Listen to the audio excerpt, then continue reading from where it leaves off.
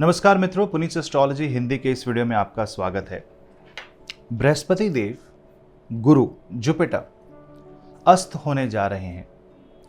वो 3 और 4 तारीख को अस्त अवस्था में प्रवेश करेंगे और करीब करीब 1 माह तक वो अस्त रहेंगे। अस्त का मतलब हो गया कि जब कोई ग्रह सूर्य देव के निकट जाते हैं तो वो हमें रात्रि में दिखाई नहीं पड़ते हैं। वो जैसे दिन के उजाले में हम किसी भी तारे को, किसी भी ग्रह नक्षत्र को नहीं देख सकते, क्योंकि हमारा जो एटमॉस्फेयर है, वायुमंडल है, वो सूर्य की किरणों और उसके प्रकाश को इस तरीके से बिखेरता है कि हमें एक ओपेक विंडो दिखाई देती है, हमें कुछ दिखाई नहीं देता। ये बताता है कि जहाँ सूर्यदेव हों वहाँ और कोई अपनी शक्ति का प्रदर्शन नहीं कर सकता। उसी प्रकार से जब बृहस्पति देव सूर्यदेव के समीप जाते हैं डिग्री वाइज, जो कि अभी आप ये देखेंगे कि सूर्यदेव जो हैं वो मेष राशि में है, प्रबल हैं, उच्च हैं, और बृहस्पति देव का अभी अभी गोचर हुआ है 1 मई को वृषभ राशि में। ये दोनों जब आपस में समीप जा रहे हैं तो इन दोनों के बीच में एक strong push and pull force create होती है, जिससे बृहस्पति देव अस्त हो जाते हैं। अब अस्त बृहस्पति देव जो हैं वो कई क्षेत्रों में अच्छा परिणाम भी दे सकते हैं और कहीं कहीं बुरा परिणाम भी दे सकते हैं। कैसे? बृहस्पति क्या है? ज्ञान के देवता हैं। वो हमारे कॉन्शियसनेस में एक नॉलेज भरते हैं। सूर्यदेव हमारी आत्मा के प्रतीक हैं, सूर्यदेव क्रिएटिविटी के प्रतीक है, लेकिन सूर्यदेव में ईगो भी है। वो अहंकार के इंडिकेटर भी हैं, द्योतक भी हैं। तो अगर हम अहंकार को आवश्यकता से अधिक मात्रा में ले आएं तो यहाँ पे बृहस्पति देव की जो गणनाएं हैं, बृहस्पति देव का जो समर्थन है, वो सब क्षीण हो जाएगा। बृहस्पति देव का जो सजेशंस हैं, जो वो सूर्यदेव यानी कि हमारी ही आत्मा को जो बृहस्पति देव ज्ञान से समझाने की कोशिश करेंगे, वो पूर्ण रूप से सूर्यदेव उसको इग्नोर कर सकते हैं। यानी हम स्वयं सूर्य के प्रकाश के अहंकार में आके अपने आप को अपने आप को सर्वाधिक बली, बाहुबली समझ करके हम उसका त्याग कर सकते हैं और अपनी दिशा मोड़ सकते हैं। यही नहीं, यहाँ पे वृषभ राशि के स्वामी शुक्रदेव भी अस्त हैं, और शुक्रदेव तो काफी लंबे समय तक अस्त की अवस्था में रहेंगे, जिसका तात्पर्य यह हुआ कि रिश्तों और संबंधों में विकार आ सकता है। अहंकार की वजह से 2 रिश्तों में मनमुटाव, तनाव, यहाँ तक कि विवाह के टूटने की स्थिति भी कई क्षेत्रों में बन सकती है। इससे जियोपॉलिटिकली ये देखा जा सकता है कि कुछ राष्ट्रों में, कुछ राष्ट्र के जो चालक हैं उनकी वजह से तनाव उत्पन्न हो सकता है और कुछ ऐसी घटनाएं दिखने पड़ सकती हैं जो कभी ना देखी हों। साथ ही साथ जो हीट वेव है, जो हीट है, इसके बढ़ने की संभावना भी बनती है।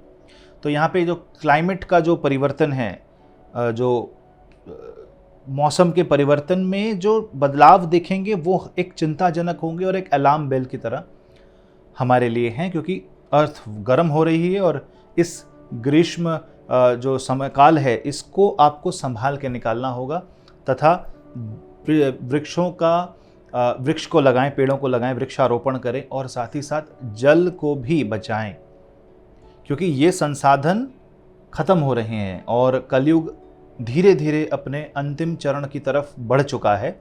वो 4,24,000 साल का जो कंसेप्ट है वो शायद एप्लीकेबल है, नहीं है, वो बाद में, वो अलग चर्चा का विषय है कि क्या 4,24,000 साल ही हैं या वो एक अलग टाइमलाइन को इंडिकेट करते हैं। परंतु यहाँ पे बृहस्पति देव का कंबस्ट होना हमारे जीवन में एक असर तो अवश्य डालता है। जैसे मेष राशि वाले जातकों के लिए धर्म संकट की स्थिति उत्पन्न हो सकती है, अनावश्यक खर्चे हो सकते हैं, आपको वाद विवाद से बचना चाहिए, आपको परिवार में मनमुटाव से बचना चाहिए, आपको ये देखना होगा कि आप रिश्तों को बचा के चले, कंट्रोल करना पड़ सकता है, अपने हेड ऑफ द फैमिली की सुन के चलें। और यहाँ पे अचानक से आपको ऐसा लग सकता है कि आप पे अत्याचार हो रहा है, आपका शोषण हो रहा है, तो उस क्षेत्र में सही रिएक्शन दें, लीगल रिएक्शन दें, पर्याप्त रिएक्शन दें, ओवर रिएक्ट न करें। वृषभ राशि वाले जातकों के लिए तो उनके लगन पे सूर्य और बृहस्पति देव आ रहे हैं और बृहस्पति देव अस्त हो रहे हैं। इसका मतलब कि आपके जीवन में बड़े बड़े बदलाव आएंगे और आपको समझ नहीं आएगा। इसमें चिंता का विषय ये है कि कहीं अहंकार की वजह से आप अपने पतन की ओर न बढ़ जाएं, कुछ ऐसे डिसीजंस न ले लें जो आपके लिए नकारात्मक हो। आपको अभी समझ में नहीं आएगा, लेकिन जब बृहस्पति और शुक्र अपनी अस्तावस्था से बाहर निकलेंगे तब आपको ये एक रियलाइजेशन होगा, एक सेल्फ अवेयरनेस आएगी कि गलती हो गई, और उस त्रुटि का समाधान बहुत मुश्किल हो सकता है। अपने स्वास्थ्य का ध्यान दें और अपने एटीट्यूड पे पूरा कंट्रोल रखें। अग्रेशन अच्छा है, लीडरशिप क्वालिटी मिलेगी, लेकिन ज्ञान का भी उतना ही साथ देना है आपको, अहंकार नहीं। मिथुन राशि वाले जो जातक हैं उनके लिए ये ऐसा समय है जिसमें आप बृहस्पति देव को द्वादश भाव में आप अस्त होते हुए देखेंगे। यहाँ पे आपको किसी कार्य को करने का बहुत मन करेगा, आप उसको कंट्रोल करने की कोशिश करेंगे और वहाँ नुकसान हो सकता है, धन की हानि हो सकती है, अनावश्यक खर्चे हो सकते हैं, अनावश्यक इन्वेस्टमेंट हो सकती है। यहाँ पे दान करें, पीली वस्तुओं का दान करें। बृहस्पतिवार के दिन आप व्रत रखें, विष्णु सहस्त्र नाम का बृहस्पतिवार को जाप करें और साथ ही साथ गुरुजनों की सेवा करें, अपने टीचर्स की मदद करें, पढ़ाएं। कर्क राशि वाले जो जातक हैं उनके एकादश भाव में बृहस्पति देव अस्त हो जाएंगे, जिसका तात्पर्य यह हुआ कि सूर्य देव द्वितीय भाव के स्वामी हैं। मतलब आपकी अगर इनकम डाउन हो रही है या सपोर्ट नहीं आ रहा तो फैमिली से सपोर्ट मिलेगा। आपका अपना जो जमा धन है, जमा राशि, वो आपका समर्थन करेगी और आपको बचाव में ये सूर्य का एक सपोर्ट मिल रहा है।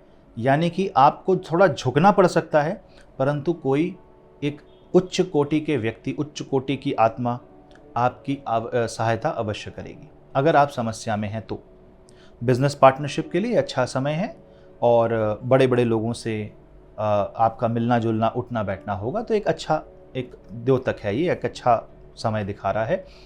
बस आपको अपनी वाणी पे नियंत्रण रखना पड़ेगा। किसी के भरोसे या किसी के दम पे आप अगर शक्ति प्रदर्शन करेंगे तो याद रखें कि शनि आपके अष्टम भाव में है, वो तुरंत डाउनफॉल का कारण बन सकते हैं। सिंह राशि वाले जातकों के लिए मान हानि हो सकती है, क्योंकि आप कुछ ऐसी बातें या कुछ ऐसे कर्म कर सकते हैं जिससे कि सामने वाले की नॉलेज को आप छोटा समझ सकते हैं। ऐसा कभी ना करें। छोटा से छोटा व्यक्ति हो, अगर आपको सलाह दे रहा है तो उसे एक हम्बल तरीके से सुने, समझें और रेस्पेक्टफुली आप बातें करें। वरना यहाँ पे क्या होगा कि आपकी ही इमेज, आपको लगेगा कि आपकी वाहवाही हो रही है और आपको लोग स्ट्रांग समझ रहे हैं, पर पीठ पीछे बातें हो रही हैं। परंतु अगर आप लीडरशिप क्वालिटी में रहते हो, लीडरशिप क्वालिटी का प्रदर्शन करते हो, तो आपको अच्छा करियर भी मिलेगा, अच्छा रोल भी मिलेगा। और ये भी हो सकता है कि कई बार आपको अपने ज्ञान से बढ़ के कार्य करना पड़े, यानी कि अपने आप को प्रूव करना पड़े, जो कि आगे जाके आपको काफ़ी अच्छा करियर में ग्रोथ देंगे। घुटनों के दर्द हो सकते हैं, लिगामेंट पेन हो सकती है, उसके लिए आप वॉकिंग करें, योगा करें और अपने खान पान पे नियंत्रण रखें। कन्या राशि वाले जातकों के लिए धर्म संकट की स्थिति, क्योंकि नवम भाव में बृहस्पति देव अस्त, तो यहाँ पे गुरुजनों की सेवा करें, मंदिरों की सेवा करें, मंदिर का दर्शन करें और साथ ही साथ ओम नमः शिवाय का जाप करें। सूर्य गायत्री मंत्र भी एक उत्तम उपाय है, यहाँ पे गुरु गायत्री मंत्र भी एक उत्तम उपाय है। धार्मिक यात्रा करें, तीर्थ यात्राएं हो सकती हैं आपकी, और साथ ही साथ पिता के स्वास्थ्य को लेकर थोड़ी चिंता हो सकती है, तो उसका आपको ध्यान देना है। धर्म कर्म के कार्य में अगर आप लिप्त हो जाते हैं तो बहुत अच्छा एक बैलेंस बना के रखेंगे और इससे आने वाला जो प्रभाव है वो आपको लंबे समय तक कर्म का फल देने वाला है।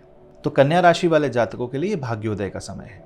अगर आपकी तुला राशि है तो अष्टम भाव में बृहस्पति और सूर्य, यानी कि यहाँ पे थोड़ा संभल के चलना है। इन्वेस्टर्स के साथ डील करना हो तो संभल के करें। इन्वेस्टर्स अगर आ रहे हैं तो कितना शेयर देना है। दूसरे के पैसों पे कभी भी आप मैनेजमेंट पे न जाएं अनलेस आपका जॉब ही वही हो।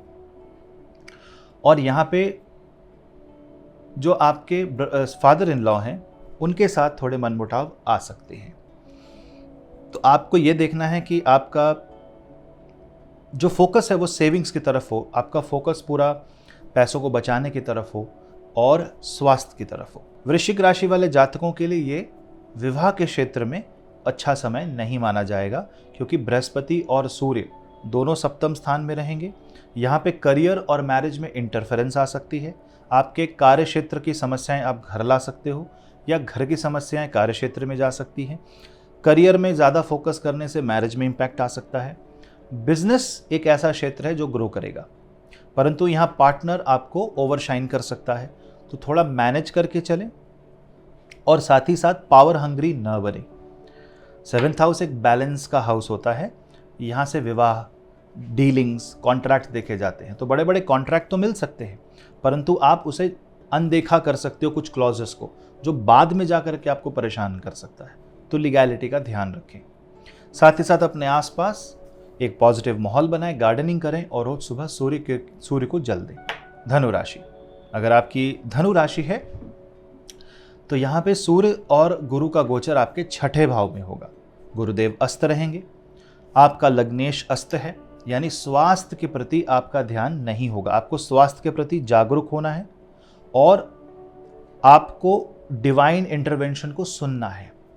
जो व्यक्ति दूसरों की मदद करते हैं, एनजीओज में काम करते हैं, जो ज्योतिषी है, उनके लिए अति उत्तम समय है, क्योंकि जब तक आप ऊपर वाले की बात सुन के समझ रहे हो, आप अपना प्रारब्ध कर रहे हो, पूजा पाठ में लिप्त हो, अपना नित्य कर्म कर रहे हो और एक सात्विक जीवन जी रहे हो, तो आपको कोई समस्या नहीं आएगी। वहीं आपने मांस मदिरा का सेवन अगर किया और आप धनु राशि के जातक हैं, यानी कि चंद्रमा अगर धनु राशि का है, तो काफ़ी ज़्यादा मनमुटाव जीवन में आ सकते हैं, कष्ट कठिनाइयाँ आ सकती हैं।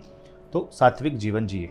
मकर राशि, अगर आपकी मकर राशि है तो बृहस्पति देव आपके 5म भाव में अस्त हो रहे हैं। स्टूडेंट्स के लिए अच्छा समय नहीं है। जो प्रिपरेशन कर रहे हैं गवर्नमेंट सर्विसेज के लिए, थोड़ा आपको ध्यान देना है। अच्छा समय कैसे नहीं है, क्योंकि गुरुदेव अस्त हैं, खर्च अनावश्यक हो सकता है, आप एफर्ट डाल सकते हो और एफर्ट्स का रिजल्ट कम मिल सकता है। कोई ऐसी बातें हो सकती हैं जो आपको समझ नहीं आ रही हैं, कुछ ऐसे परिवर्तन, कहते हैं ना, आउट ऑफ कंट्रोल सिचुएशन उत्पन्न हो सकती है। आप प्रिपरेशन करने जाते हो और क्वेश्चन कुछ और ही आ जाता है। तो यहाँ पे आपको ये देखना है कि फुल प्रूफ 100% प्रिपरेशन करनी है। बाकी लोगों को अपनी एफिशिएंसी बढ़ानी है, भोजन का सेवन कम करें और आयुर्वेदिक तरीके से, यौगिक तरीके से जीवन यापन करें, उससे आपको लाभ मिलेगा, एफिशिएंसी बढ़ेगी और धन प्राप्ति के पूरे अवसर बनते हैं। साथ ही साथ जो व्यक्ति प्रेम संबंधों में कष्ट देख रहे हैं, उनको ये सलाह दी जाएगी कि आप धीरे धीरे अपने संबंधों को सुधारें। प्रेशर, फोर्स, अथॉरिटी संबंधों को बिगाड़ सकती। कुंभ राशि, अगर आपकी कुंभ राशि है तो आपके 4th भाव में बृहस्पति देव अस्त हो रहे हैं। बृहस्पति देव आपके लिए धन के स्वामी हैं, एकादश और 2य भाव के स्वामी। तो यहाँ पे प्रॉपर्टी एसेट्स बनने के योग बनते हैं, नए चीज़ें आने के योग बनते हैं और साथ ही साथ बृहस्पति देव यहाँ पे आपको एक बड़े पोस्ट की तरफ लेकर के जाते हैं। तो बहुत अच्छा समय है, लेकिन सूर्य देव की सुननी होगी, भाग्योदय होगा, माता के स्वास्थ्य की चिंता आपको सता सकती है। साथ ही साथ आपको जमीन जायदाद से जुड़े मामलों में झगड़े हो सकते हैं, तो संभल करके चले। अगर आपकी मीन राशि है तो यहाँ पे गुरुदेव आपके 3य भाव में अस्त हो जाते हैं। यहाँ पे भाइयों के साथ संबंध बिगड़ सकते हैं। यहाँ पे आप अपनी मेहनत से आगे बढ़ोगे, आप लीडरशिप बनोगे, लेकिन आपको दुनिया ये कहेगी कि किसने बोला था ये काम करने को। तो एक थैंकलेस सैक्रिफाइस हो जाएगा। थोड़ा संभल करके चले, वाद विवाद से बचें, अपना इंटरफेरेंस कम करें, अपने जीवन में आप लीडर बन के आगे बढ़ें और मैटर को अपने हाथ में लें, अपने जीवन का दायित्व अपने हाथ में लें। रोल बड़ा है लेकिन एप्रिसिएशन कम है। भगवान की इच्छा समझ के करें, आपको अत्यंत सफलता प्राप्त होगी, क्योंकि सूर्य देव जो है वो आपके 6ठे भाव के स्वामी हैं और वो आपके 3य भाव में हैं। यानी आपके जीवन में बदलाव आएंगे, आप स्वयं बदलाव लाएंगे, लेकिन हम्बल रहें, शो ऑफ ना करें, धन का शो ऑफ ना करें, माता लक्ष्मी की उपासना करें।